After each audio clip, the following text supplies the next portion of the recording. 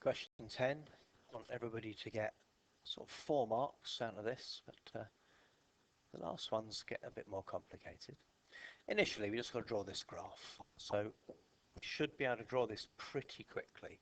We know what a 2x take away 9 graph looks like. It looks like this. I'm crossing down here at -9, and that point there is 9 over 2, or 4.5. We're then modulusing it, so it flips it up. So that's going to go up to there. This now crosses at 9. And then we're going to add the 3. So if I add the 3, that V shape is going to move up 3 places. So it was at 9, it's now going to cross at 12. It's going to come down and up. This point here, we knew it was 9 over 2 along. It was at 0. I've moved it up 3.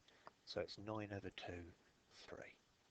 I want 3 marks for that, I really do. Part B, we need to solve this equation.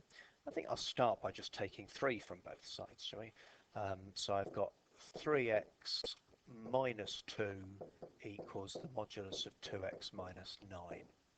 And way 1 is when the modulus doesn't do anything at all.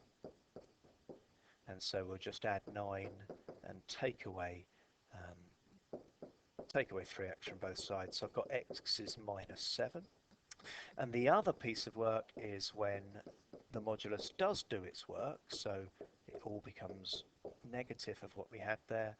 So I've got 5x equals 11, and x is 11 over 5. And I think most people are going to stop at that point there, but you do have to think again and try and think, well, what would happen in these points here? If x is equal to -7, well, if you put the -7 in here, it doesn't actually work. The -7 is going to be, we stick the -7 in here. This -7 in here would make -21, -20, and this is never going to be -20. It's going to be negative. So that one's not valid. That one doesn't work. This is the only solution. And I'd say I'd hope your A star A, B graders spotted that. Maybe the CDEs didn't, but did most of that and got the marks. But this is where you've got your A grady person. This is a nice bit. We've now got this shape here that we did earlier. I'm going to make a mess on that in a moment. And we've got a straight line graph here. Y equals kx add 1. Now kx add 1 will clearly be going through the point 1 here.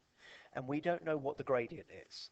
But what it's saying is it's not going to meet. So this straight line here would be fine. It doesn't meet. So would this straight line here. In fact, the first straight line that meets would be the one that touches there to there.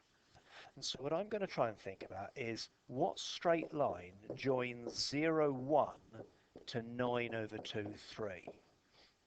And you can see the gradient of that is going to be sort of from there to there's 2, from there to there's 9 over 2. And so the gradient there is 4/9.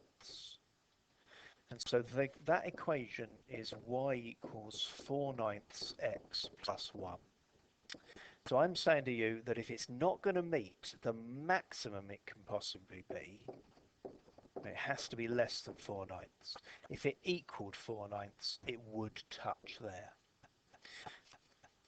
But it is a range, and we could have actually had that one there. That didn't meet. Or that one there. That didn't meet. Until we get to the one that's parallel to this one here. If it was steeper, then they would come up and meet at the top here. So I'm looking for, what's the gradient of this? And we can see what the gradient of that is, because the gradient of this one is 2, so the gradient of this one is -2. And so -2 is the lower bound. Can it equal -2? Well, if the gradient was -2, they would be parallel and they would never meet. So it is an or equal to there. And I think that's a really nice A grade question at the end of a inequality modulus graph question.